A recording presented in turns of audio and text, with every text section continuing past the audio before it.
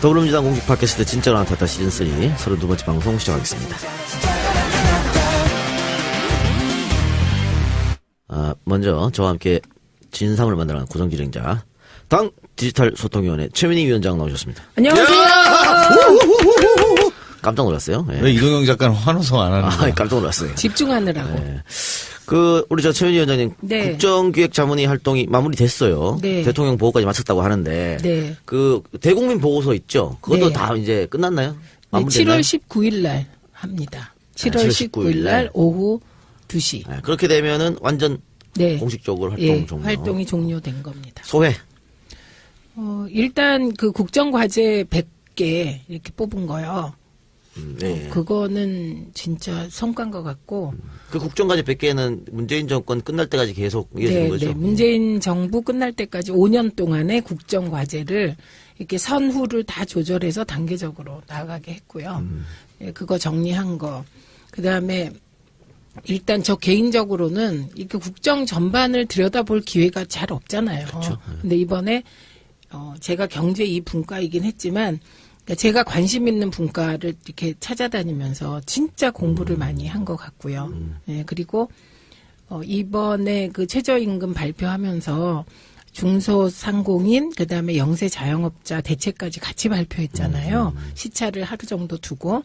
그러니까 그런 모든 과제들을 다 꼼꼼하게 점검했습니다. 예. 예, 그리고 김진표 위원장님이 경험이 워낙 많으시잖아요. 예. 그러니까 현실에 무게를 둔 태도를 취하셨다면 김태년, 윤호중 뭐 이런 부위원장들이 이게 이제 그 약속을 지키고 공약을 추진 이행하는 쪽으로 방점을 두고 이제 대부분의 자문위원들은 공약을 꼭 지켜야 된다. 이런 쪽이었기 때문에 그게 조화가 됐달까? 예. 뭐 그런 측면이 있었습니다. 그래요. 최저임금 관련해서는 이따가 좀 구체적으로 한번 네. 여쭤보기로 하고요. 뭐 방금 공부가 됐다 이렇게 말씀하셨는데 네. 물론 뭐 국회에 들어가는 게 훨씬 좋았겠지만 이왕 떨어진 거 어떡합니까? 또 그 얘기. 이걸 정말 공부할 수 있는 기회. 사실 국회의원이 너무 바빠서 이게 공부할 기회가 잘 없잖아요. 근데 공부할 기회가 있어 오히려 전화위복이 좀 좋게 생각합시다. 저 좋게. 어떤 분이 저한테 요즘 또 침대 3개가 또 막 오르내리잖아요. 박근혜 침대 3개. 네, 비싼 그러면 침대. 제가 따라 나와요. 방송에. 화면에 나오시던데 뭐지 방송에 보니까. 그래요? 네, 저 방송에서 화면에 봤어요. 저 나왔어요? 네, 네, 아싸! 옛날 자료. 네, 옛날 그쵸? 자료. 예, 그런데 이제 그렇게 계속 나오니까 제가 그래서 할 수 없이 오유에 오늘 글을 하나 올렸거든요. 침대 3개, 몰래카메라, 휴지통. 그러고는 우리 지역이 게리맨더링 됐거든요. 남양주 병이. 우리 지역에 출마한 새누리당 의원이 김기춘 비서실장 시절에 정무비서관이셨어요. 그래서 완전 그분 맞춤형 게리맨더링이 된 거예요.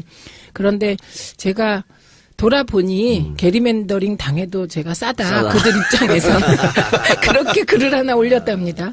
그래서 그 침대는 어떻게 한대요? 그 침대 지금 청와대 뭐 어디 구석에 있는데요. 저는 아니 그게 그렇다는 거잖아요. 그러니까 그 침대를 팔아야 되는데 예. 팔아야 되는데 이게 중고 가격이 너무 낮아서 팔지를 못하고 이게 정부의 어떤 가구나 이런 것들은 유통 그 기간이 있어요. 9년이에요. 언제까지 침대. 이제 보관해야 되는 기간이 있어서 근데 그걸 쓸 사람은 또 없는 거야. 창고에 그냥 보관하고 있다고 하는 거 아니에요? 지금 나오는 것들은. 근데 그게 9년인데 그 침대가 한 개가 아니고 3개예요. 3개. 그런데 이제 669만 원짜리는 박근혜 대통령 용이었던 것 같고 475만 원짜리는 최순실 용이었던 것 같고 88만 원짜리는 윤전추 용이었던 것 같다. 이렇게 추정을 했어요. 근데 475만 원짜리를 처음에 저도에 갖다 놨다 그랬었어요. 그런데 그 다음에 또 바꾸기를 사이즈가 안 맞아서 창고에 넣어놨다 그랬어요. 그러니까 이제 더 의혹이 갔었죠. 그래서 그 침대 3개는 저는 광화문 대통령 시대 연다고 대통령이 공약하셨잖아요. 그래서 광화문 대통령 시대가 되면 청와대는 개방한다고 하셨잖아요. 그때 국정농단의 반면교사로 전시하길 기대합니다. 침대 3개 하고요. 그 90만 원짜리 휴지통이 또 있었어요. 전시하면 경비를 잘 써야겠는데. 누가 불 지를지도 몰라. 그냥 두겠어. 그래서 불 지르고 싶지. 저는 사실은 그때 3만 원짜리 휴지통도 있고 그랬는데 그 90만 원짜리 휴지통이 보고 싶어요. 그러니까 어떻게 생겼는지. 네, 그래서 그것도 전시하면 될 것 같아요. 도금을 했나? 90만 원 넣어 있는 휴지통이 아니야?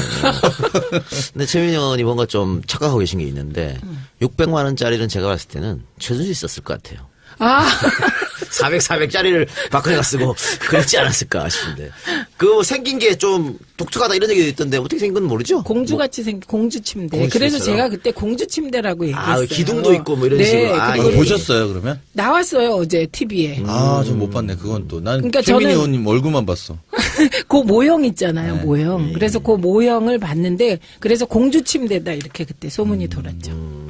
네, 또 한 분의 진행자입니다. 진짜 많다 때 젊은 피. 아산을의 강훈식 원내대변인 나오셨습니다. 어머, 지금은 또 헉 하는데요? 우 하나 넣어주셔서 하나 넣었습니다. 네, 왜냐면 요즘 강 의원이 너무 피로에 쩌든 얼굴로 항상. 이제 죽겠어요, 정말. 원내 지도부가 뭐 그렇죠, 뭐. 네. 그러니까요. 네. 방금까지도 회의하고 오셨죠? 네, 이게 참 이게 뜻대로 막 확확 밀어붙이고 또 막 공격하고 싸우고 이러면 참 좋겠는데 이게 어쨌든 국회에서 과반 이상을 얻어야 되니 우리가 120석이니까 최소한 40석 또 많게는 뭐 60석 또는 뭐 이렇게 협상이 이루어져야 되니까 저희도 그냥 막 깽판 놓고 그런 이모티콘 있잖아요. 오리가 막 이렇게 신발 던지면서 이렇게 와 입에 불 뿜는 심정은 그런데 꾸역꾸역 하니까 사실 그런 부분에 지금 답답하고요. 오늘 본회의가 합의된 마지막 날인데 오늘 중요한 건 이제 대법관들에 대한 표결 두 분이 아마 전 통과될 거라고 보고요. 그다음 방통위원 우리 당 방통위원하고 또 국민의당 방통위원 올라갔죠. 그것 좀 통과시키는 문제하고 그다음 뭐 법안도 뭐 굉장히 많고요. 중요한 건 오늘 정부조직법하고 추경입니다. 네, 그렇죠. 우리 지난 방송에서 이야기했지만 서울시의 2조 추경을 아무 소리 소문 없이 했음에도 불구하고 우리가 지금 11조 이 대통령이 정말 박근혜 정부의 예산 속에서 살면서 정말 새로운 정부가 새로운 일을 하기 위한 크게 두 가지잖아요. 딴 거 뭐 있어요? 네. 하나는 재정 문제를 정립하는 거고 또 하나는 인사 문제를 정립하는 거예요. 이 문제는 대통령 선거에서 졌다면 일단 해주고 그다음에 이제 뭐 비판하고 따질 거 뭐 따져야죠. 야당도 또 그런 뭐 건전한 따짐에 대해서 누가 이렇게 뭐 말리겠습니까? 다만 이거 뭐 따지지 말아야 될 걸 따지고 잡지 말아야 될 걸 잡으니 우리가 지금 박근혜 정부 예산 속에서 얼마 전까지만 해도 박근혜 정부의 국무위원들을 데리고 대통령께서 국무회의를 하신 거잖아요. 그렇죠. 그래서 네. 그 인사청문회죠, 그게. 그래서 그런 두 가지인데 이게 또 그들의 입장은 또 이런 거예요. 제가 하면 할수록 느끼는 거지만 안 돼도 나랑 상관없는데. 정말 무책임한 태도군요. 진짜 분노하죠. 근데 그걸 이용해서 정말 자근자근한 것들 있잖아요.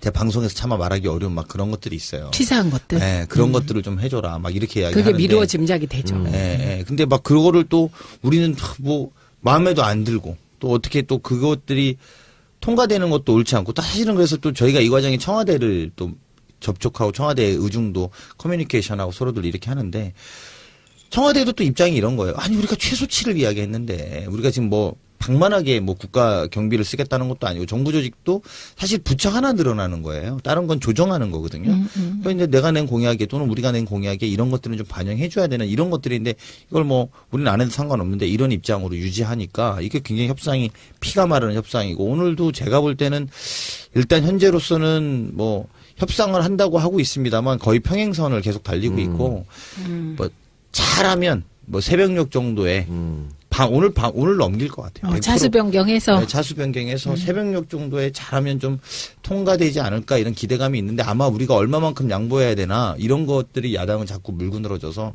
저희도 굉장히 곤욕스럽고 고통스러운 시간이에요. 근데 그 중소기업 벤처부를 반대하진 않죠? 그건 약간 조정이 됐어. 아마 이 방송이 나갈 때쯤에 아마 들으실 수 있는데 중소기업 벤처부였어요. 창업 중소기업부인가?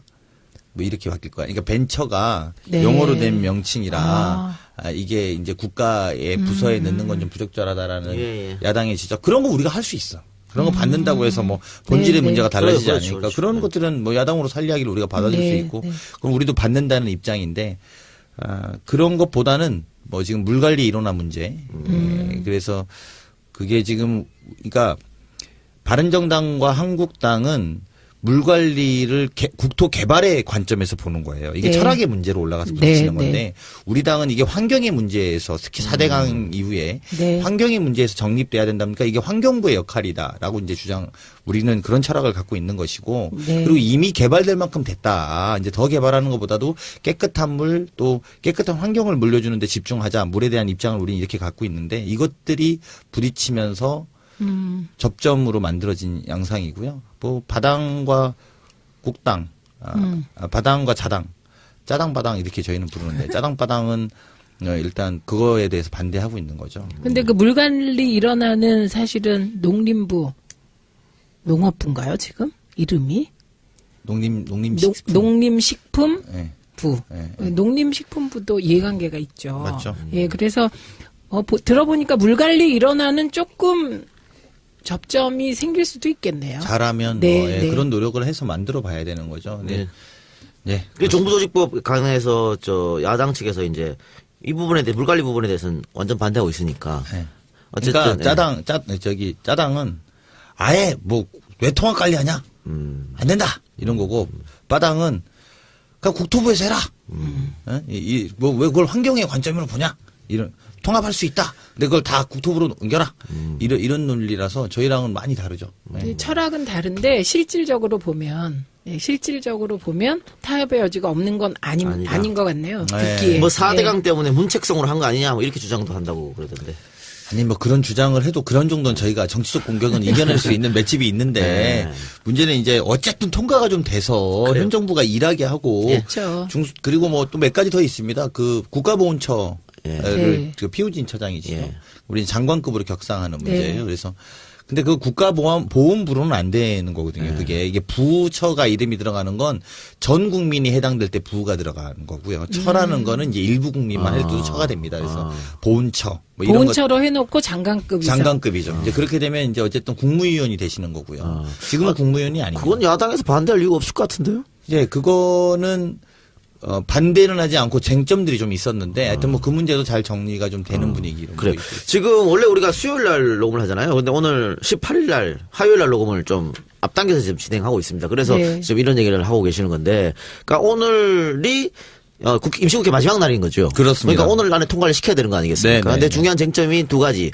정부조직법하고 추경. 네. 근데 정부조직법은 이제 방금 말씀하셨어요. 네. 근데 문제는 추경인데 추경 중에서도 야당이 쌍수 들고 반대하는 게 그 80억. 80억.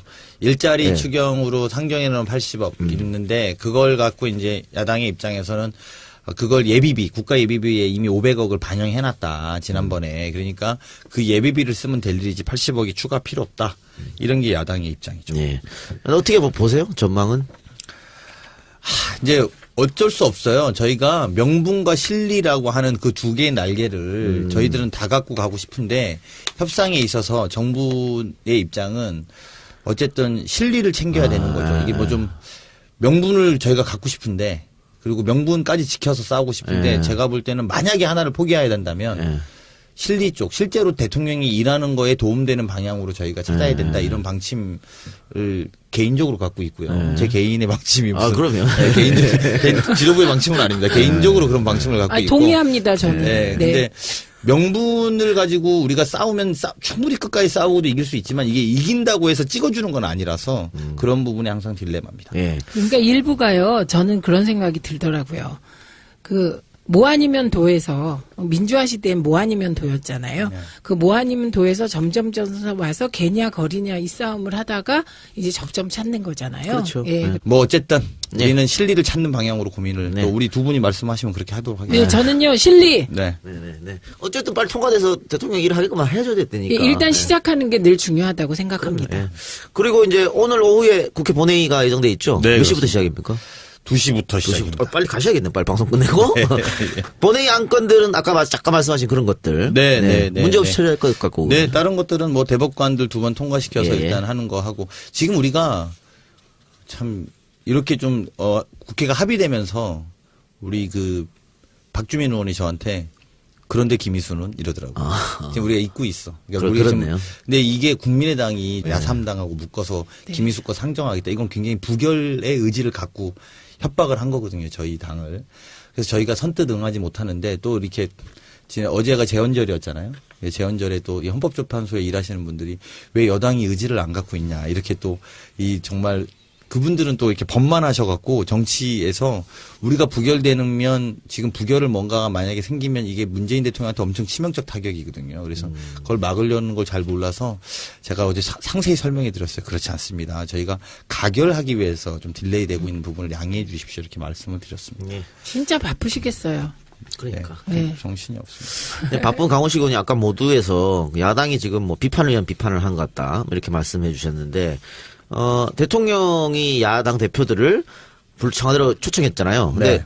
홍준표 대표가 절대로 안 간다고 계속해서 네. 어깃장을 놓고 있다고. 근데 불참 사유가 너무 웃기지 않아요? 그거는 제가 볼 때는 이혜훈 대표를 칭찬해 주고 싶어요. 예. 이혜훈 대표가 정확하게 무슨 어린애도 아니고 6년 전에 지가 반대했다는 거 한 건 가지고 지금 미사일을 쏘고 북한이 이런 엄중한 시기에 대통령의 초대를 거부한다는 무슨 어린애냐. 그러니까 한미 FTA에 6년 전에 있었던 네. 그거 민주당이 막 반대하지 않았어? 내가 대표 있을 때 지금 이거 가지고 그런 거죠. 그거 가지고 지금 나 그래서 안 가. 나 가면 얼굴 붉힐 건데 첫 만남에서 얼굴 붉힐 수 없어. 이렇게 하는 건데 정확하게 어린애 같은 네. 짓이죠. 애기 같으세요? 예. 애기 같으시고, 그리고 이제 그게 목표가 뻔하죠. 예, 예. 예. 그러니까 지금 15%를 30% 가겠다는 전략이잖아요. 그런데 그 15%가 안 올 거라고 봐요. 그렇게 하시면. 오히려 대통령을 만나서 그 자리에서 보수적 가치로 예. 뭔가 이렇게 탁탁 얘기를 해야 30% 가지. 저렇게 막 그렇죠. 애기같이 굴면, 애기 그러면 떠오르는 분이 계시잖아요. TV 토론 과정에서. 애기같이 보였더니 어린이. 징징거리는 도련님. 아니 그러니까 우리가 진짜 이게 지금 또 약간 누굽니까 그 사람이? 예, 생뚱맞은데 진짜 우리가 문재인 대통령이 참 정말 다행인 거야. 이게 대통령에 대해서 잘 됐다는 게 아니라 일단 그걸 떠나서 참 다행이죠. 다행이야. 이게 무슨 말이냐면 아니 생각해봐요. 한 명은 선거 조작해서 될 뻔한 거고 한 명은 애가 될 뻔한 거 아니야. 이게 우리나라가 어떻게 됐어? 큰일 날 뻔했어. 진짜 나라를 위해서 참 다행이야. 국민의 선택은 참 다행스러운 선택을 하셨어. 그렇습니다. 그런데요, 만약에 이제 그 징징거리는 도련님이 대통령이 됐다면 박모 선대위원장님이 국무총리인 거죠. 뭐 그렇게 되는 거죠. 그 생각해 보세요. 그것도 그러면 이모 최고위원은 뭐 되는 거죠? 그러니까. 저기 방송통신위원장 되는 건가? 그 생각만 해도 끔찍한 그러니까. 거 같아요. 네, 그리고 어제가 7월 17일 재헌절이었어요. 근데 재헌절이 빨간 날이 아닌 줄 나는 왜 몰랐을까? 언제부터 안 바뀐 거예요? 그러니까 늘 그냥 자영업이라 그런가 봐. 예, 그런가 봐요. 홀로업이라. 예, 예. 직장 다니시면 알았을 텐데 저는 왜 빨간 날 아니지? 깜짝 놀랐어. 근데 그랬는데 재헌절 경축 식사에서 정세균 국회의장이 개헌에 대한 이야기를 했습니다. 네. 그러면서 여야가 올해 말까지 뭔가 협상을 해서 안을 마련해라. 네. 이렇게 얘기했거든요.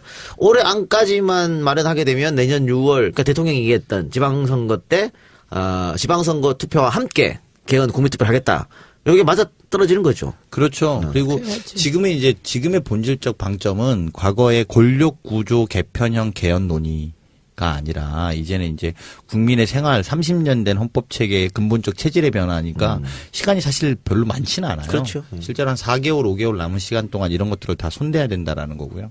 그러려면 실제로부터 국민으로부터 밑에서부터 쭉 같이 여론 수렴도 해야 되고 이런 과정의 권력 구조도 논의가 되는 이런 방식인 거고 대통령이 그런 것들을 사실은 국정자문위원회에서 우리 최민희 의원도 들으셨겠지만 네, 네. 그런 것까지 검토해서 사실 지금 정부조직법도 올라와 있어요. 그러니까 뭐냐면 한 번에 다 한다라는 게 아니에요. 그래서 네. 한 번 이렇게 하고 그다음에 이제 내년 6월에 정부조직법 개헌되면서 정부조직법도 한번 손을 보겠다 이런 거니까 사실 그렇게 좀 보시면 되죠. 네. 개인적으로 두 분은 개헌하면 어떤 개헌을 저는 문재인 대통령 개헌안에 찬성이죠. 4년 중임? 예, 4년 중임의 지방분권형. 네네네. 그러니까 이게 되게 개헌 얘기하면 권력구조 분산만 생각하잖아요. 그렇게 얘기하죠. 근데 네. 그게 아니라 지방분권, 그다음에 기본권 신장 개헌해야죠. 그래서 4년 중임의 책임 총리제의 지방분권 강화, 분권까지. 기본권 강화 네. 이겁니다. 저는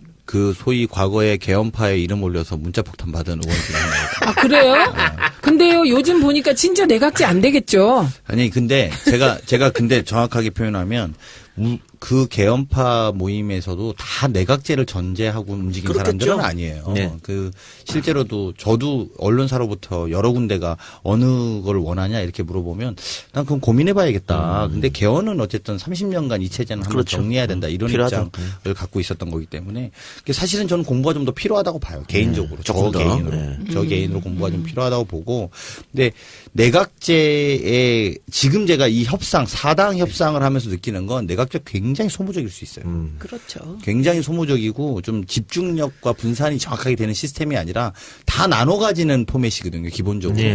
근데 이게 굉장히 단점이 많을 것 같아요. 그런 걱정은 많이 돼요. 근데 이번에요, 저는 그 내각제가 안 된다는 걸 몸서 홍준표 대표가 아주 잘 보여주시고 보여줬다. 있다고 생각을 해요.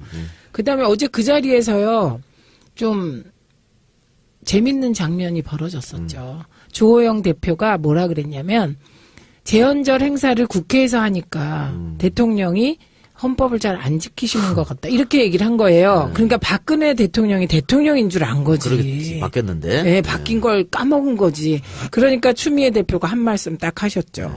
헌법 잘 지키는 대통령을 뽑아놨잖아요. 새 대통령 뽑힌 걸 잊어버리셨구나. 주미애 대표가 좀 사이다 발언을 많이 네. 하고 있어요. 네. 그래, 어쨌든 우리 지난주에 김갑수 평론가 와서 민주당이 13년 집권한다. 일단은. 그게 예. 이제 4년 중임을 전제로 한 말 아니겠어요? 네. 문재인 5년, 그 뒤 대통령 8년. 네. 그건 누가 될까요? 빨리 줄 서야겠다. 주세요. 빨리 주세요. 금태섭 의원이 줄 쓸 생각하지 말고 뭐 안 들 생각해야지 우리가 누구든. 당연하지. 이거 봐, 이 줄 쓴다는 말이 얼마나 좋은 말인지 설명해 드릴게요. 알았어. 설명해봐요. 줄을 쓴다. 그러면 누구에게 줄 서야 되는지 안다는 거잖아요. 그죠? 누구에게 줄 서야 되는지 안다는 거잖아. 그러니까 촉이 빠르다는 거예요. 그럼 이 촉이 빠르려면 어떻게 해야 돼? 정세를 늘 분석하고 계시다는 뜻이에요. 그분은. 네. 그래서 이미 누구를 만들까를 결정하고 줄 서는 거예요. 그러니까 줄 쓴다는 말과 결정한다는 말은 사실은 같은 말일 수 있다. 그래요. 강원식 의원이 너무 한번 좋아한다. 도전해봐요. 50대 기수로 내서가지고. 50대가 안 됐어요, 그 저는. 40대, 5년 뒤에. 5년 뒤에도 50이 안 돼. 그거 40대 기술을 해요. YS 이후로 40대 기술을 내가 한번 해보겠다, 이렇게. 그럼 내가 줄 쓸게요. 전혀 그럴 생각 줄 없습니다. 생각 없어요. 그래야. 자, 그러면 당원 모집 광고 듣고 와서 다른 이야기 한번 해보겠습니다.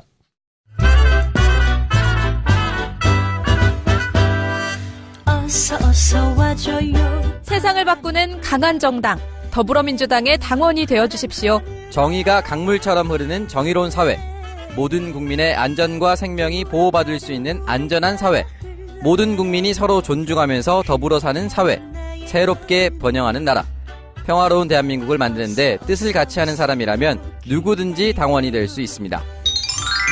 당원 가입을 원하시는 분은 해당 지역 시도당으로 우편 또는 팩스로 입당 원서를 제출해 주시거나 온라인 www.더민주.kr로 언제든지 가입하실 수 있습니다.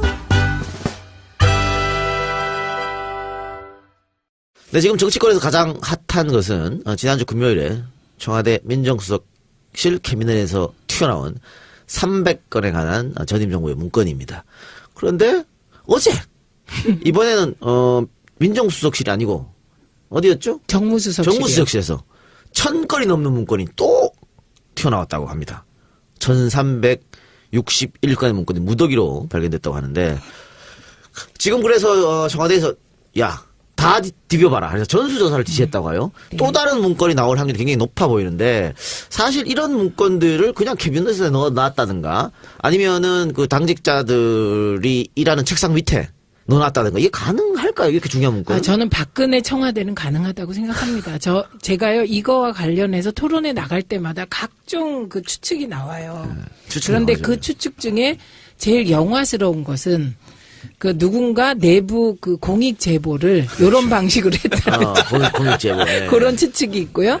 그다음에 이게 이제 약간 삼류 드라마식인 게 또 있어요. 그러니까 우병우에 반발한 누군가가 우병우를 궁지에 빠뜨리기 위해서 캐비넷 밑에 몰래 넣어놓고 갔다. 뭐 이런 것도 있었는데 저 그런 것 같지 않아요.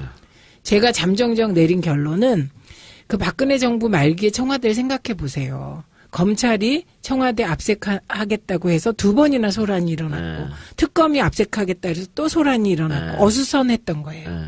예, 그리고 그 직원도 이렇게 수시로 바뀌었을 것 같고 직원들의 그 근무 행태도 기강이 해이해졌을 것 같아요. 그래서 이번에 발견된 거는 그 책상 밑에 한 잠겨져 있는 작은 상자에서 나왔다는 거잖아요. 미처 못 치운 거예요.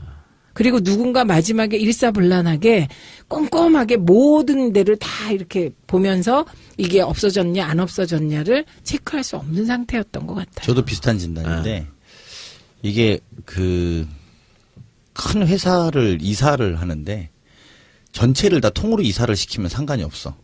근데 부서별로 이사를 부랴부랴 해. 그것도 자기 파트별로. 그러니까 아마 제가 볼 땐 그렇지 않을까요? 이게 굉장히 내재적으로 생각해 보면 제가 청와대에서 근무하면 내 것만 치우기 바쁘잖아. 남의 것까지는 못 치우지. 그리고 예. 그게 어떤 자료인지 그게 높은 사람 자료인지 낮은 사람 자료인지도 제대로 모르는데 이게 막판에 가서 그만두고 이런 게 굉장히 비일비재했었잖아요. 그러니까 누군가는 그걸 보관해놓고 나가버린 거야. 네. 그리고 그 사람 자료는 이제 아무도 안 열어본 거죠. 왜냐하면 난 내 것만 치우면 되니까. 그리고 그게 내 문서만 상관이 있다고 생각하고 그걸 난 버렸을 거라고 보고요. 그러는 과정 속에서 누락된 것들이 굉장히 나온 거다. 근데 사실 여기서 우리가 좀 되짚어서 몇 가지를 좀 봐야 되는데 어제 혹시 뭐 다른 보도도 일부 있었는데 어제 저녁에 JTBC의 보도에 혹시 한번 그거 보셨어요? 국정원 댓글 사건 관련된 이 문건과 관련된 이야기. 이게 뭐냐면 내용이 박근혜 정권이 해가지고 국정원 댓글 사건을 정치 공작 사건을 수사시켰어요. 예. 검찰한테. 예. 그런데 그 당시에 최동국 검찰총장이 퇴진시키고 검찰 댓글 수사팀의 수사를 방해하려고 수사팀을 교체까지 했어요. 해체했죠. 해체했죠. 예. 그리고 나서 그 당시에 한 명의 행정관이 이 청와대 문건을 다 갖고 나왔던 사람이 있어 그 사람을 압수수색을 했었어요. 검찰이. 그래서 검찰이 그거를 가지고 조사를 하다가 이거를 결국은 검찰이 그걸 다 가져갔죠. 그러니까 정확하게 지금 대통령 기록물이라고 하는 그런 것들이에요. 그게 네. 청와대 문건들이니까 그게 예. 700여 건이라는 거예요. 근데 그 700여 건을 반납을 했어요. 청와대로 다시. 청와대로 반납을 했어. 그런데 그 행정관이 개인적으로 보관했을 수 있겠죠. 그리고 그분은 300만 원인가 벌금형을 받았어. 네. 300만 원인가 벌금을 받았는데 문제는 뭐냐면 이게 청와대에 다시 반납을 하고 국정원 댓글 사건은 무죄 취지로 정리가 됐잖아요. 네. 그러면 이건 뭘 알 수 있냐면 검찰까지 이 국정원 댓글 사건을 덮기 위해서 같이 움직여졌다라는 유추가 가능한 거거든요. 네. 왜냐하면 그 데이터를 그래서 이게 지금 어마어마한 그러니까 본인들은 다 이게 자료를 없애려고 하고 계속 문제는 또 이 국정원 댓글 사건에 나온 이 700여 건 중에 이 문건 중에 어떤 게 있냐면 우상호 전 원내대표 등 야당 인사에 대한 정치 사찰 내용이 있는 거예요. 이것까진 보도가 됐어 이미. 보도가 돼서 이런 것들이 있는데 이게 뭐냐면 당시에 국정원, 검찰, 청와대가 야당 인사를 같이 계속 지속적으로 당시의 야당들을 지속적으로 감시를 했고 이 감시한 결과가 국정원 댓글 사건을 조사해 보면 다 나와 버리는 거예요. 예. 네. 근데 국정원 댓글 사건을 덮기도 덮어야 되고 추가해서 거기에 나와 있던 모든 데이터를 다시 검찰이 알고는 있었으나 이걸 기소하지 않고 다시 청와대에 이 자료를 반납했다라는 거거든요. 이게 굉장히 충격적인 것이죠. 근데 그 여러 가지 아까 음모론 말씀하셨지만 그렇게 나올 수밖에 없는 게 청와대에서 특검의 압수수색을 반대한 거는 이런 문건들이 나올까봐 반대한 거잖아요. 그쵸. 그런데 그걸 그냥 뒀다는 게 이해가 안 가고 또 황교안이 대통령 기록물을 굉장히 많은 범위를 지정을 해서 기록관을 넘겨버렸거든요. 네. 그러니까 지금 나오는 자료도 엄청난 건데 그러면 넘긴 거는 더 엄청난 자료가 있을 것 내가 같다. 그 부분을 이야기하려는 거야. 네. 그때 국정원 댓글 사건 그걸 할 때 법무부 장관이 황교안이었어. 그러니까 그게 다시 그 사람이 나중에 네. 고난대행을 하면서 이걸 지정 기록을 한 이유, 전체를 포괄해서 지정 기록한 이유가 여기서도 있다라는 거예요. 제가 볼 때는. 그렇죠. 그러니까 황교안도 조직적으로 그렇습니다. 이거에 가담했다고 봐야 되는 거죠. 있는 한 축이죠. 네. 그렇죠. 축이 있으면 그렇죠. 김기춘, 황교안, 우병우 이렇게 축이 있는 거고요. 이게 갑갑한 게 이거예요. 도대체 대통령 지정 기록물에 열람 이 목록이라도 있으면 그렇지.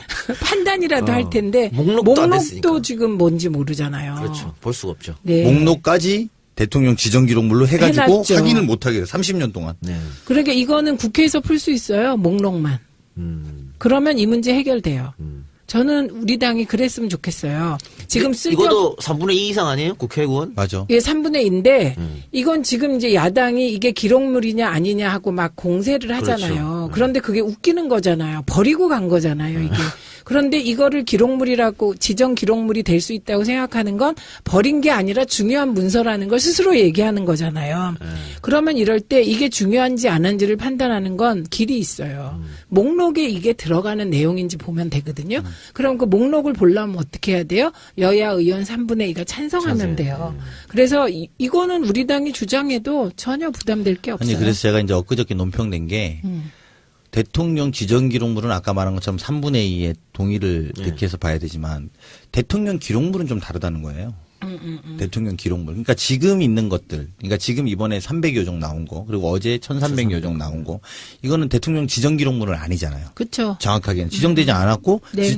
지정됐다면 그게 그렇게 다 돌아다니면 안 되는 것이니까. 그쵸. 그러니까 그렇다면 이거는 여야가 합의해서 운영위 열어서 내용을 보자. 제가 그렇게 제안을 했더니 짜당의 반응은 그러면 조국 부르냐? 이게 아무 상관도 없고 맥락도 없는 이야기를 아니 조국이 왜 여기서 조국 민정수석이 왜 나오는 건지 난 이해가 그럼 안 가. 바당은요? 짜당 바당의 바당. 바당까지는 죄송합니다. 제가 체크를 못 해봤네. 짜당은 바로 그게 바당은 찬성하겠다. 왜냐하면 바당은 탄핵을 같이 동의했기 했으니까. 때문에 네. 뭐 찬성할 가능성이 훨씬 많죠. 네. 근데 이게 정말 맥락 없이 이 진상규명하기 위해서 여야가 운영위원회 열어갖고 같이 해야 되는 거 아니냐. 그랬더니 조국은 그러면 이렇게 이야기해서 아니 이게 무슨 도대체 앞뒤가 있는 이야기를 해야지. 머릿속에 조공과 있는 모양이구만. 그러니까 어떻게 큰일 해서라도 났다. 청와대를 흔드는 거가 관심인 거지 진상규명에 대해서는 관심이 없는 거예요. 어머, 근데 조국은 큰일 났어요. 이게요, 제가 늘 보면 대통령이 되는 분들이 어떤 분이냐면 이상하게 상대방에서 조선일보에서 키워줘. 머릿속에 그 사람밖에 없는 사람이 돼. 그래요? 보면 노무현 대통령 때도 그러니까 그때 이제 의원 시절에 조금 청문회 스타긴 했지만 오히려 우리 당 쪽에서는 별로 그분을 그렇죠. 대통령감이라고 생각을 안 했어요.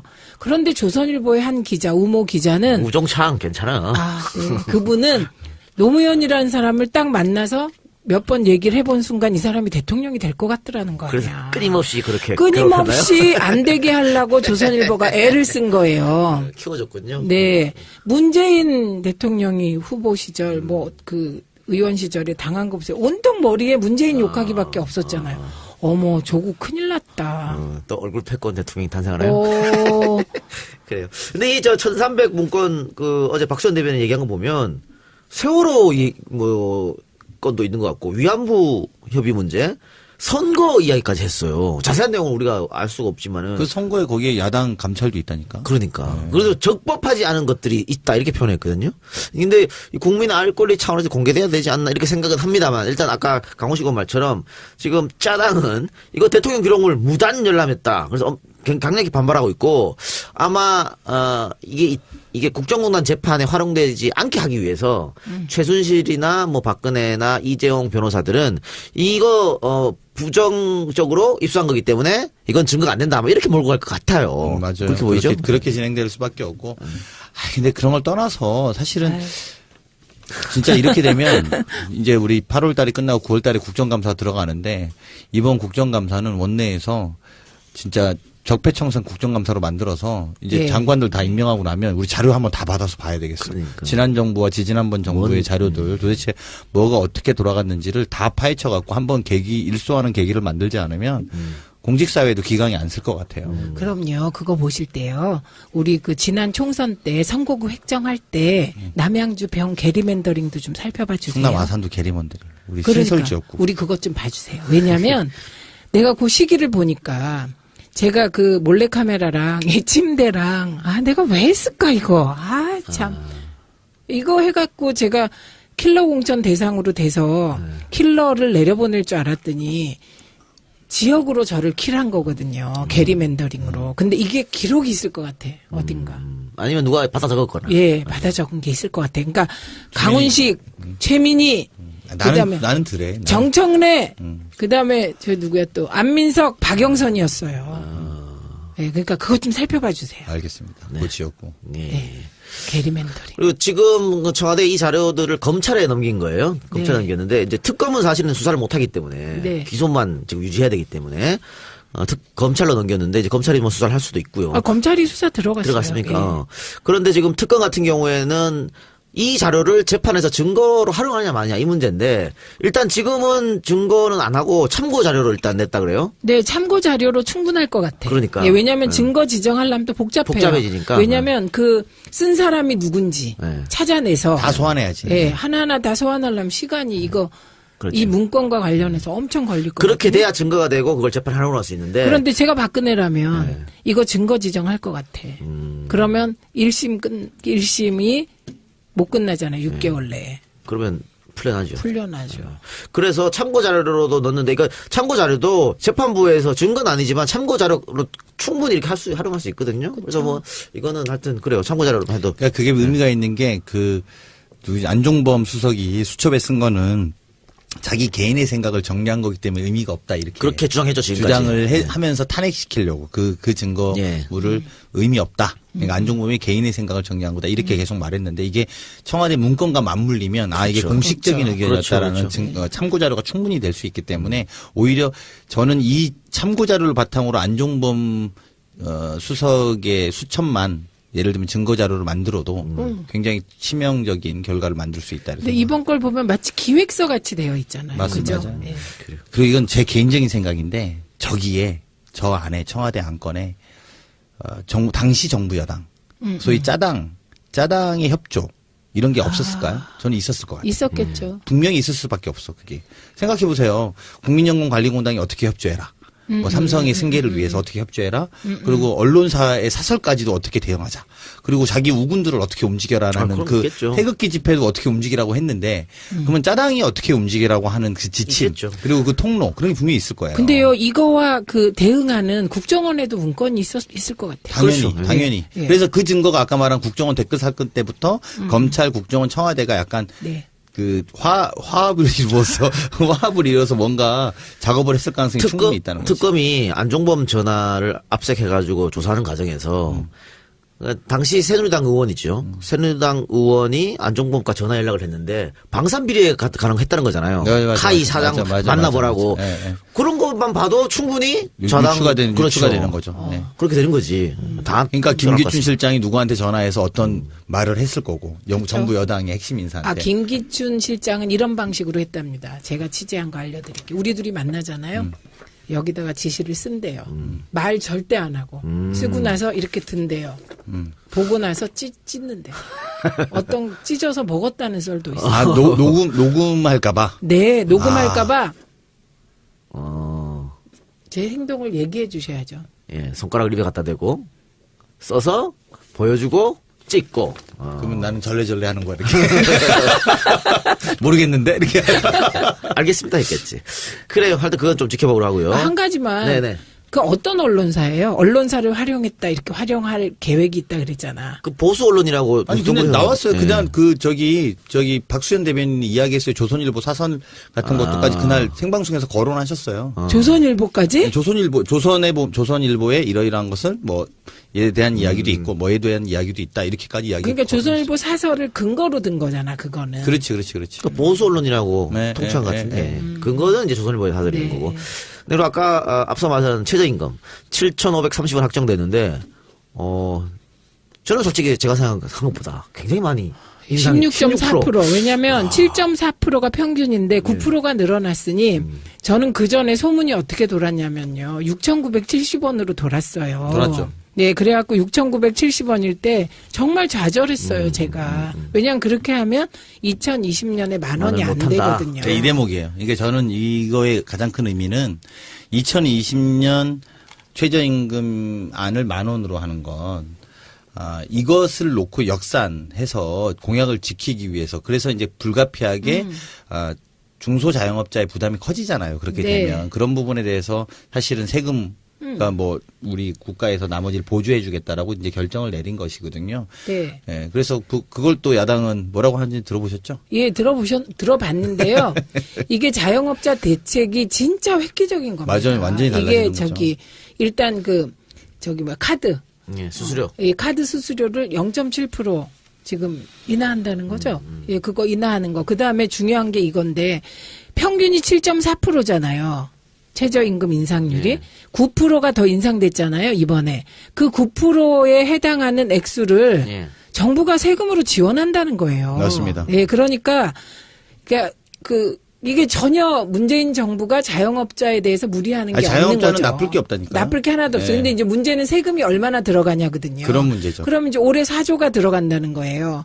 그다음에 이게 진짜 뻥을 많이 치시던데요. 이게 뭐 2020년이 되면 16조가 뭐 그냥 드는 것처럼 말해요. 세금이? 근데 그거 그렇지 않습니다. 왜냐하면 7.4%를 그러니까 평균으로 생각하고 그 인상분만큼만 지원이기 때문에 계속 4조더라고 내가 보니까. 맞습니다. 그래서 총 드는 게 14조 내지 20조예요. 근데 이게 어느 만큼의 돈인 줄 아시죠? 4대강에 쏟아 부은 최소한의 액수가 22조입니다. 맞습니다. 예, 그렇기 때문에 이게 20조 들여서 최저임금 실현하는 건요. 소득주도 성장으로 패러다임을 바꾸는 거일 뿐만 아니라 정말 이거는 우리 사회가요. 노동권에 대해서 최소한으로 응답하는 거예요. 노동자들에 그러니까 대해서. 어쨌든 이렇게 최저임금을 올리면은 일단 직격탄을 맞은 사람들은 영세업자인데 네, 그 부분에 대한 건 이제 대책이 다 대책을 나와 마련했고 있습니다. 예. 또 하나 그분들을 위한 또 하나의 대책이 사실 월세도 상당히 부담되잖아요, 임대료. 네. 그 임대료를 인상률을 좀 인하하고 네. 그리고 임차인 계약 갱신 청구권을 5년에서 10년 연장하는 거. 네. 이거는 그동안 끊임없이 야권에서 주장해 그러니까 왔던 우리가 거죠. 야권일 때 예, 주장해 예. 왔던 건데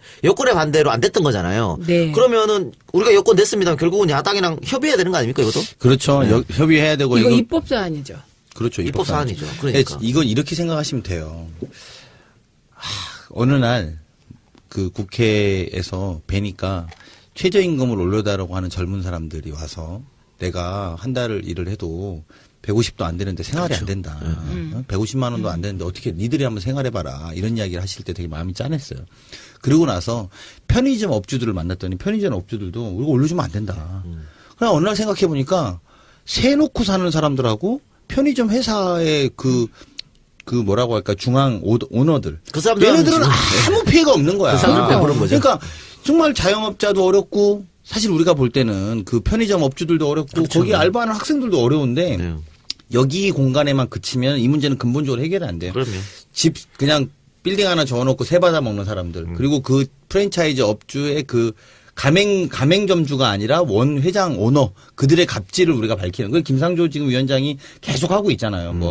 무슨 미스터 피자 어디부터 쭉 하고 있으니까 그런 것도 한 축으로 좀 가고 그러니까 이거를 좀 종합적인 구도에서 이해해 주셔야 될 것 같아. 그러니까 소위 말하는 그 정말 조그만한 가맹점주의 점주의 주머니와 이 알바생의 주머니 관계로만 보지 말고 네. 그 집세를 내고 있는 사람 그것도 좀 오히려 부담을 좀 하게 하고 그리고 더 나아가서는 프랜차이즈 업주 얘네들도 네. 좀 밑에다 내려주고 이런 것들이 종합적으로 지금 진행 중에 있다 이렇게 보고 드리면 됩니다. 예, 그리고요, 거기 보면 환산 보증금 상향 조정이라는 게 있어요.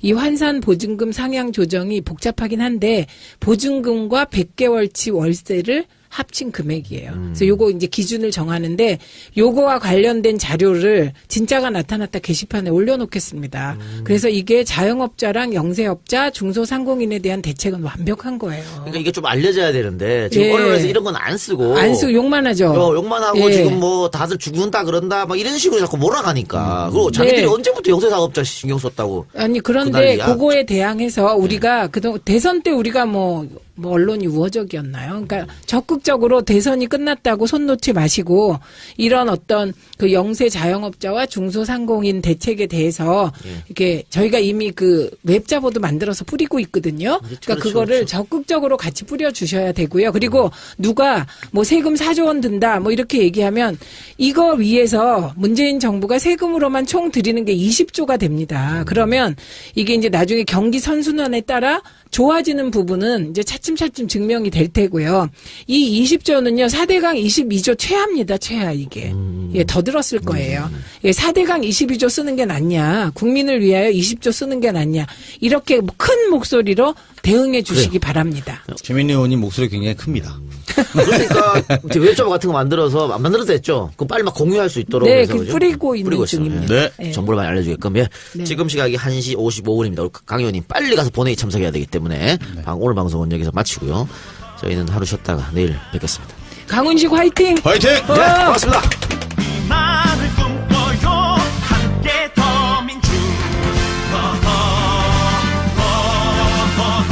나라가 어떻게 됐어? 큰일 날 뻔했어. 진짜 나라를 위해서 참 다행이야. 국민의 선택은 참 다행스러운 선택을 하셨어. 그렇습니다. 그런데요, 만약에 이제 그 징징거리는 도련님이 대통령이 됐다면 박모 선대위원장님이 국무총리인 거죠? 뭐 그렇게 되는 거죠. 그 생각해 보세요. 그것도 그러면 이 모 최고위원은 뭐 되는 거죠? 그러니까. 저기 방송통신위원장 되는 거. 그 생각만 해도 끔찍한 그러니까. 거. 네, 그리고 어제가 7월 17일 제헌절이었어요. 근데 제헌절이 빨간 날이 아닌 줄 나는 왜 몰랐을까? 언제부터 안 바뀐 거예요? 그러니까 늘 그냥 자영업이라 그런가 봐. 예, 그런가 봐요. 홀로업이라. 예, 예. 그 직장 다니시면 알았을 텐데 저는 왜 빨간 날이 아니지? 깜짝 놀랐어. 근데 그랬는데 제헌절 경축 식사에서 정세균 국회의장이 개헌에 대한 이야기를 했습니다. 네. 그러면서 여야가 올해 말까지 뭔가 협상을 해서 안을 마련해라. 네. 이렇게 얘기했거든요. 올해 안까지만 마련하게 되면 내년 6월 그러니까 대통령이 얘기했던 지방선거 때 지방선거 투표와 함께 개헌 국민투표를 하겠다.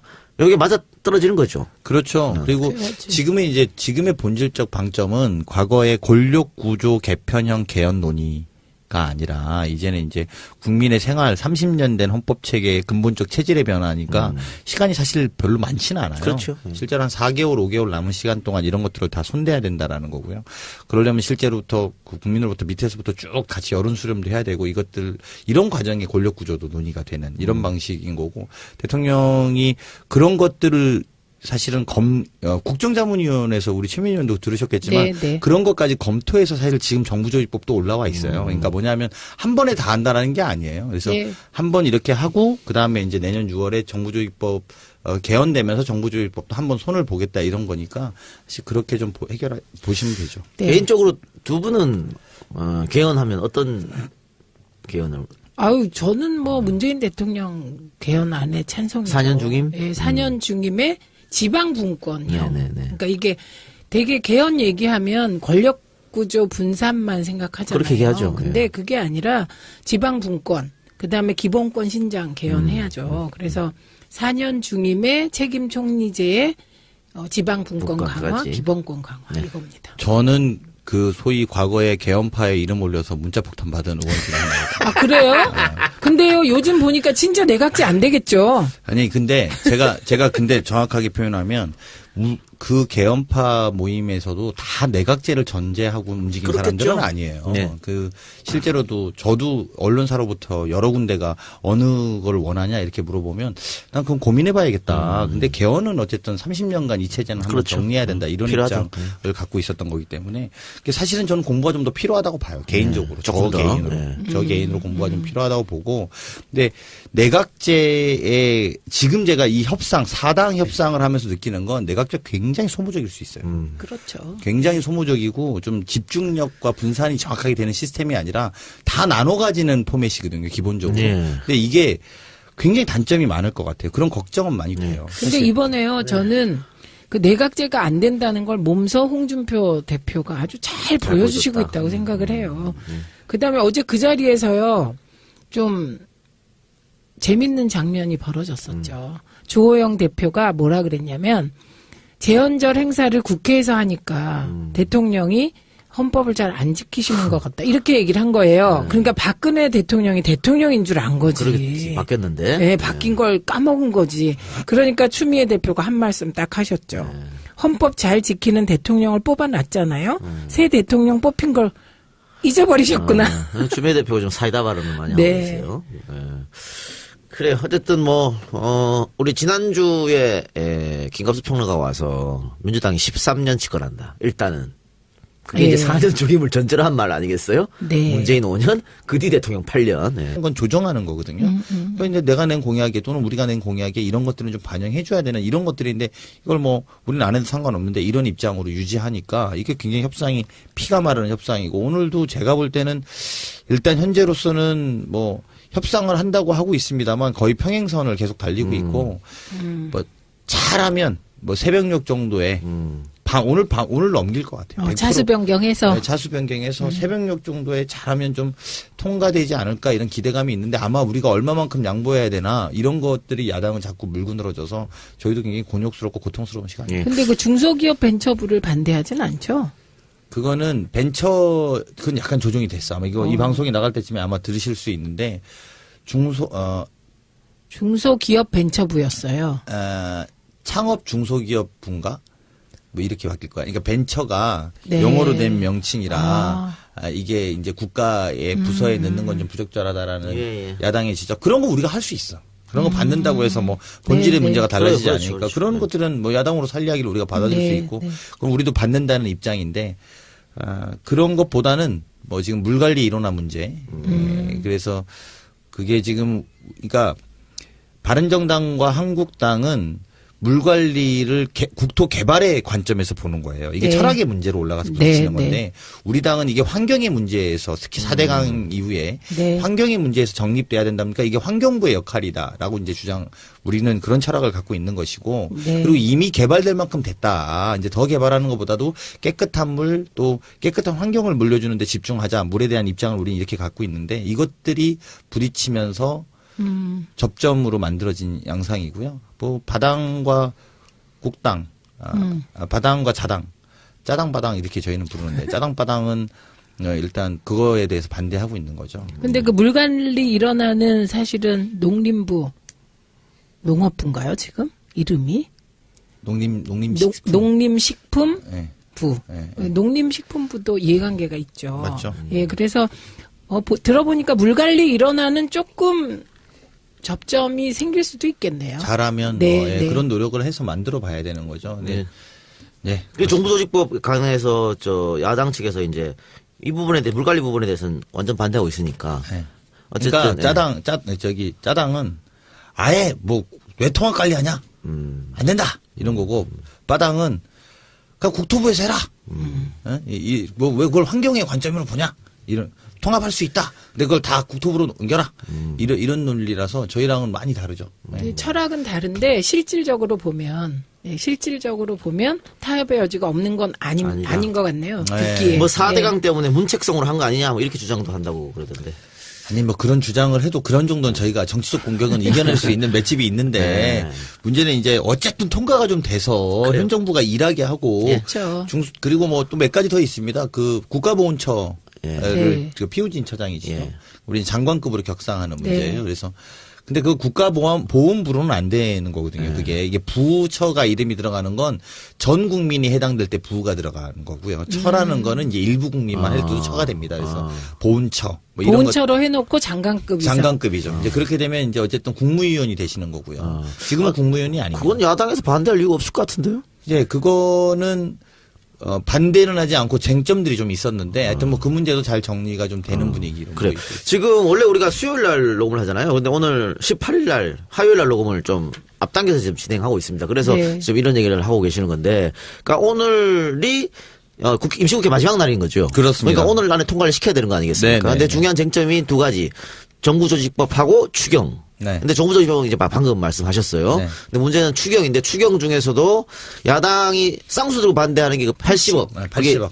일자리 네. 추경으로 상정해놓은 80억 있는데 그걸 갖고 이제 야당의 입장에서는 그걸 예비비, 국가 예비비. 그런데 그 다음에 또 바꾸기를 사이즈가 안 맞아서 창고에 넣어놨다 그랬어요. 그러니까 이제 더 의혹이 갔었죠. 그래서 그 침대 3개는 저는 광화문 대통령 시대 연다고 대통령이 공약하셨잖아요. 그래서 광화문 대통령 시대가 되면 청와대는 개방한다고 네네. 하셨잖아요. 그때 국정농단의 반면교사로 전시하길 기대합니다. 침대 3개 하고요. 그 90만 원짜리 휴지통이 또 있었어요. 저도 전시하면 경비를 잘 써야겠는데. 누가 불 지를지도 몰라. 그냥 두겠어. 그래서 불 저는- 지르고 싶지. 저는 사실은 그때 3만 원짜리 휴지통도 있고 그랬는데 그 90만 원짜리 휴지통이 보고 싶어요. 그러니까 어떻게 생겼는지. 네, 그래서 그것도 전시하면 될 것 같아요. 도금을 했나? 90만 원 넣어 있는 휴지통이 아니야? 근데 최민희 의원이 뭔가 좀 착각하고 계신 게 있는데 600만 원짜리는 제가 봤을 때는 최순실 썼을 것 같아요. 아. 400짜리를 박근혜가 쓰고 그랬지 않았을까 싶은데. 그 생긴 게 좀 독특하다 이런 얘기도 있던데 어떻게 생긴 건 모르죠? 공주같이 생긴 공주 침대. 공주 그래서 침대처럼? 제가 그때 공주 침대라고 얘기했어요. 기둥도 있고 뭐 이런 네, 식으로. 아, 그리고 예. 보셨어요 그러면? 나왔어요 어제 TV에. 아, 전 못 봤네. 그건 또. 난 그러니까 최민희 저는- 의원님 얼굴만 봤어. 그 모형 있잖아요, 네. 모형. 그래서 그 모형을 봤는데, 그래서 공주 침대다 이렇게 그때 소문이 돌았죠. 네, 또 한 분의 진행자입니다. 진짜 많다 때 젊은 피. 아산을의 강훈식 원내대변인 나오셨습니다. 와! 어머, 지금은 또 헉 네. 하는데요? 무 하나 넣어주셔서 하나 넣었습니다. 감사합니다. 네, 왜냐면 요즘 강 의원이 너무 피로에 쩌든 얼굴로 항상 이제 죽겠어요 정말. 원내 지도부가 뭐 그렇죠 뭐. 어떻게. 그러니까요. 방금까지도 회의하고 오셨죠? 네, 이게 참 이 뜻대로 막 확확 밀어붙이고 또 막 공격하고 싸우고 이러면 참 좋겠는데 이게 어쨌든 국회에서 과반 이상을 얻어야 되니 우리가 120석이니까 최소한 40석 또 많게는 뭐 60석 또는 뭐 이렇게 협상이 이루어져야 되니까 저희도 그냥 막 깽판 놓고 그런 이모티콘 있잖아요. 오리가 막 이렇게 신발 던지면서 이렇게 막 입에 불 뿜는 심정은 그런데 꾸역꾸역 하니까 사실 그런 부분에 지금 답답하고요. 오늘 본회의가 합의된 마지막 날인데 예. 오늘 중요한 건 이제 대법관들에 대한 표결 두 분 아마 전 통과될 거라고 보고요. 그다음 방통위원 우리 당 방통위원하고 또 국민의당 방통위원 올라갔죠. 그것 좀 통과시키는 문제하고 그다음 뭐 법안도 뭐 굉장히 많고요. 중요한 건 오늘 정부조직법하고 추경입니다. 네네, 그렇죠.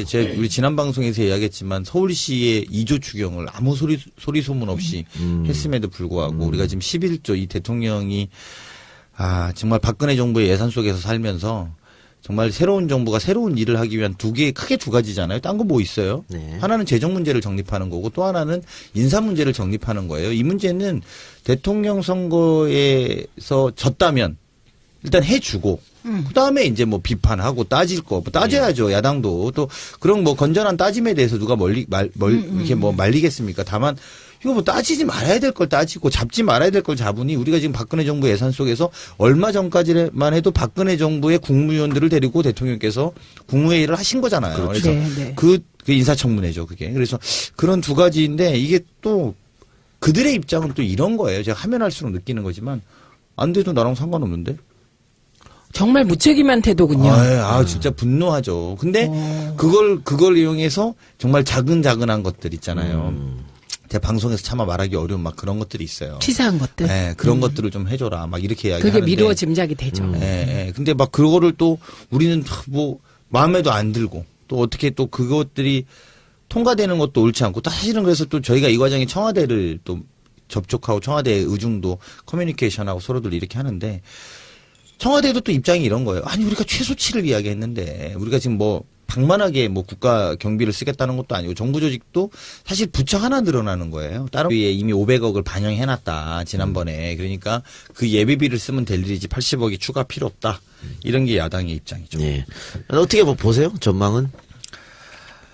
이제 어쩔 수 없어요. 저희가 명분과 실리라고 하는 그 두 개의 날개를 저희들은 다 갖고 가고 싶은데 협상에 있어서 정부의 입장은 어쨌든 실리를 챙겨야 되는 거죠. 이게 뭐 좀 명분을 저희가 갖고 싶은데 그리고 명분까지 지켜서 싸우고 싶은데 제가 볼 때는 만약에 하나를 포기해야 된다면 실리 쪽, 실제로 대통령이 일하는 거에 도움되는 방향으로 저희가 찾아야 된다. 이런 방침을 개인적으로 갖고 있고요. 제 개인의 방침이 무슨. 그럼요. 네, 개인 지도부의 방침은 아닙니다. 개인적으로 그런 방침을 갖고 있고. 동의합니다, 저는. 네, 근데 명분을 가지고 우리가 싸우면 충분히 끝까지 싸우고도 이길 수 있지만 이게 이긴다고 해서 찍어주는 건 아니라서 그런 부분이 항상 딜레마입니다. 예. 그러니까 일부가요, 저는 그런 생각이 들더라고요. 뭐 아니면 도에서 민주화 시대엔 뭐 아니면 도였잖아요. 그 뭐 아니면 도에서 점점 와서 개냐 거리냐 이 싸움을 하다가 이제 접점 찾는 거잖아요. 그렇죠. 예. 뭐 어쨌든 우리는 실리를 찾는 방향으로 고민을 네. 또 우리 두 분이 말씀하시면 그렇게 하도록 하겠습니다. 네, 저는요 실리. 네. 네네네. 어쨌든 빨리 통과돼서 대통령 일을 하게끔 해줘야 됐다니까. 일단 시작하는 게 늘 중요하다고 생각합니다. 예. 그리고 이제 오늘 오후에 국회 본회의가 예정돼 있죠. 네, 몇 시부터 그렇습니다. 시작입니까? 2시부터 시작입니다. 빨리 가셔야겠네. 빨리 방송 끝내고. 본회의 안건들은 아까 잠깐 말씀하신 그런 것들. 네. 문제없이 처리할 것 같고. 네, 다른 것들은 뭐 대법관들 두 번 통과시켜서 예. 일단 하는 거 하고 지금 우리가 참 이렇게 좀 국회가 합의되면서 우리 그 박주민 의원이 저한테 그런데 김희수는 이러더라고요. 지금 우리가 잊고 있어. 그러니까 우리가 지금 그렇네요. 근데 이게 국민의당이 야삼당하고 묶어서 네. 김희수 거 상정하겠다. 이건 굉장히 부결의 의지를 갖고 협박을 한 거거든요. 저희 당을. 그래서 저희가 선뜻 응하지 못하는데 또 이렇게 어제가 재헌절이었잖아요. 재헌절에 또 이 헌법재판소에 일하시는 분들이 왜 여당이 의지를 안 갖고 있냐. 이렇게 또 이 정말 그분들은 또 이렇게 법만하셔갖고 정치에서 우리가 부결되면 지금 부결을 뭔가가 만약에 생기면 이게 문재인 대통령한테 엄청 치명적 타격이거든요. 그래서 그걸 막으려는 걸 잘 몰라서 제가 어제 상세히 설명해 드렸어요. 그렇지 않습니다. 저희가 가결하기 위해서 좀 딜레이 되고 있는 부분을 양해해 주십시오. 이렇게 말씀을 드렸습니다. 예. 진짜 바쁘시겠어요.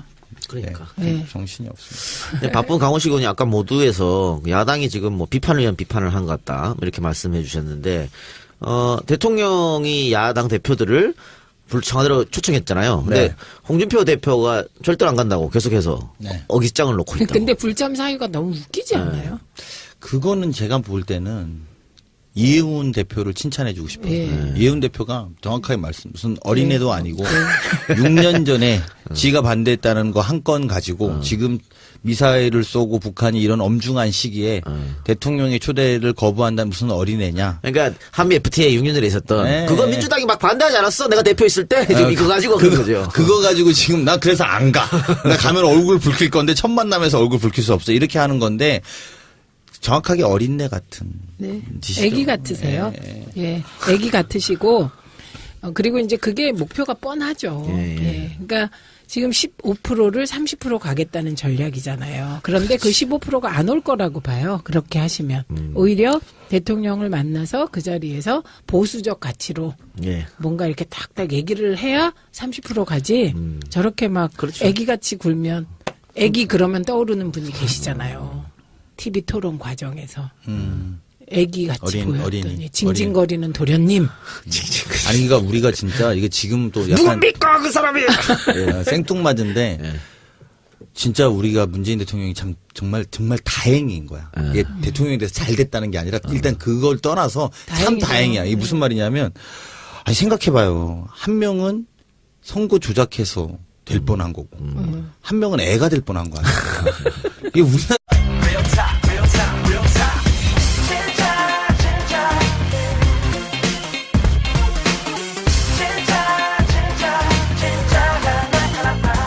더불어민주당 공식 팟캐스트 진짜로 나타났다 시즌3 32번째 방송 시작하겠습니다.